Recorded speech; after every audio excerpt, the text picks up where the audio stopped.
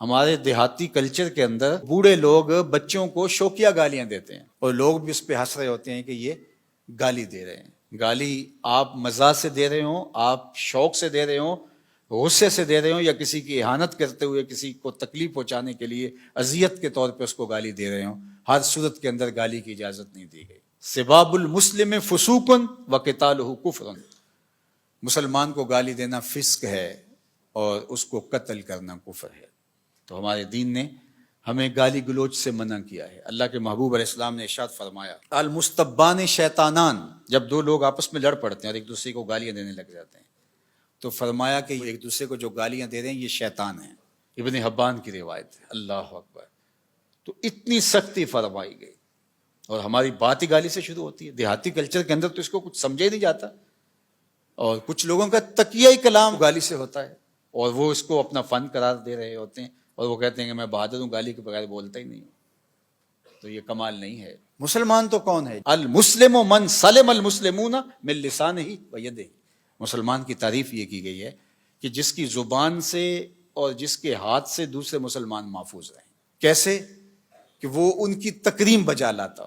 ایسے نہیں ہے کہ اس کے شر سے بچنے کے لیے آپ اس کی تکریم کریں اور پھر وہ آپ پر رعایت کر جائے اور آپ کو گالی نہ دے۔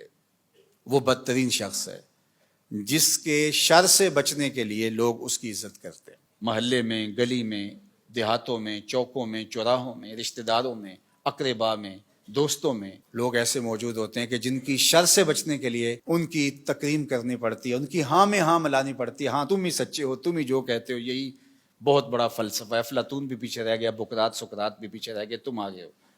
اس کی تائید کرنی پڑتی ہے، اس کی تصویب کرنی پڑتی ہے کہ جو تم کہہ رہے ہو یہی درست ہے، یہی عقل و بینش اور دانش کا منبع و مصدر ہے اور سارا نور یہاں سے پھوٹتا ہے۔ کہ اگر اس کی بات سے اختلاف کیا تو وہ گالی گلوچ پہ اترائے گا، برا بھلا کہے گا۔ بلکہ ممبر و محراب کے آج جو ذمہ داران ہیں ان کی ہاں سے ہاں ملانی پڑتی ہے۔ اگر نہ ملائیں گے تو وہ آپ کو کافر قرار دے دیں گے، وہ دار اسلام سے خارج قرار دے دیں گے آپ کو۔ تو کوئی بھی شخص ہو، ممبر و محراب کا شخص ہو یا وہ گلی محلے کوچے کا آوارہ گرد ہو یا وہ قوت نافذہ رکھنے والا حاکم شہر ہو یا وہ کسی عالی منصب پہ بیٹھا ہوا ہو، جب حکمرانوں کی عزت اس لیے کی جا رہی ہو کہ اگر نہ کی عزت، ان کی ہاں میں ہاں نہ ملائی تو یہ مشق ستم بنا دیں گے، جبر و جور کا بازار گرم کر دیں گے، تو وہ بدترین حکمران ہوں گے۔ تو مسلمان گالی دے کر کے کسی کو تکلیف پہنچا کے اپنے اعمال برباد کر بیٹھتا ہے۔